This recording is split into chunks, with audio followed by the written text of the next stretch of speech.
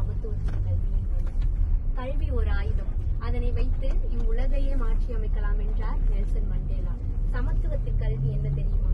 யாரையெல்லாம் கல்வி கற்கக்கூடாது, அறிவை வளர்க்கக்கூடாது, பதவிக்கு செல்லக்கூடாது என்ற பிரிவினையில் பிரித்து வைத்திருந்தார்களோ அவர்கள் எல்லோரும் பதவிக்கு சென்று கல்வி கற்று அறிவை வளர்ப்பதுதான் சமத்துவம். சமத்துவத்தின் கல்வி என்பது என்ன தெரியுமா?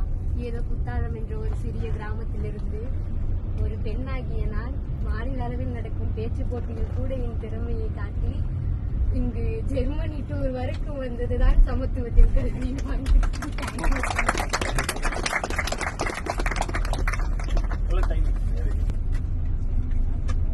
Don't waste time, please.